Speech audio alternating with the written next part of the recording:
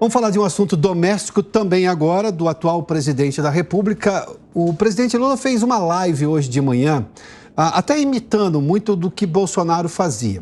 A diferença é exatamente a audiência, além, obviamente, do conteúdo do que disse o presidente e do que dizia o então presidente Jair Bolsonaro lá atrás. Para você ter uma ideia, no YouTube estava em 6 mil visualizações no começo. Chegou pouco menos de 13 mil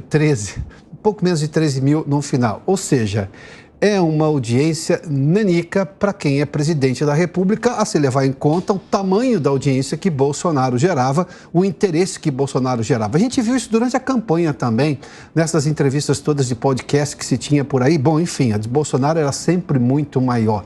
E sem, obviamente, o uso de todos os sindicatos, assim, que apoiavam o petista naquele momento. Mas vamos ouvir um trecho, vamos ver do que o presidente Lula disse hoje, sobretudo nessa questão do agronegócio, para a gente dar uma olhadinha no que diz o presidente e no que ele falava. Ou seja, tem contradições ali. Acompanhe. Eu nunca tive problema com o agronegócio. Eu nunca tive problema. Eu governei 8 anos nesse país. Eles sabem tudo que nós fizemos por eles. Eles sabem que nós temos muita responsabilidade com o salto de qualidade que deu a agricultura brasileira por causa do financiamento que nós fazíamos, financiamento de máquina. No nosso tempo, uma dessas máquinas coletadeira grande que parece um robô, essa máquina era financiada com 2% de juros ao ano. Hoje eles estão pagando 14% ou 18% de juros ao ano.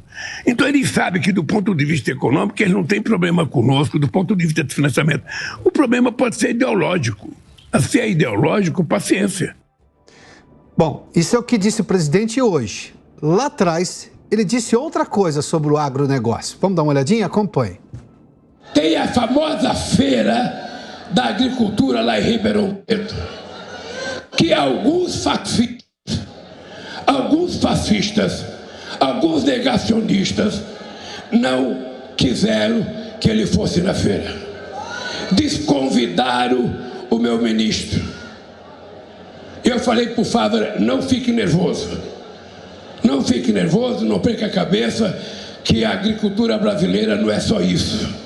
E eu chego aqui na Bahia, encontro os companheiros do agronegócio me entregando um convite para vir na segunda-feira mais importante do país, aqui na Bahia, e eu quero dizer que eu venho nessa feira só para fazer inveja para os maus caráter de São Paulo que não deixaram o meu ministro participar.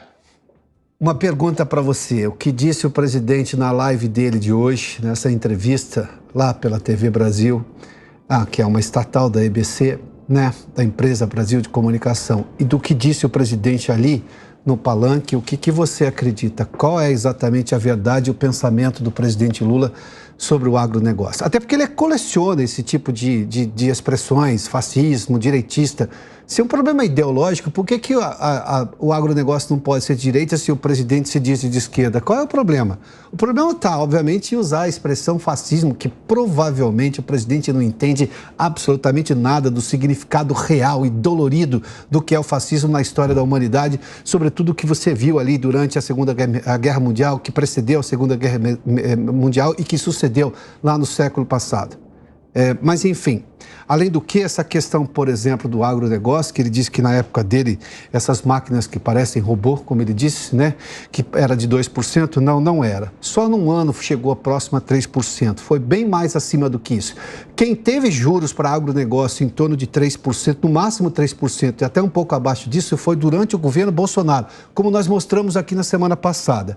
E os juros hoje, por exemplo, desde o final, agora, nesse momento mais crítico, inclusive com juros altos no país, está em 12,5%, não está em 18%, como disse o presidente Lula. Ou seja, tem erros, imperfeições, insinuações, contradições.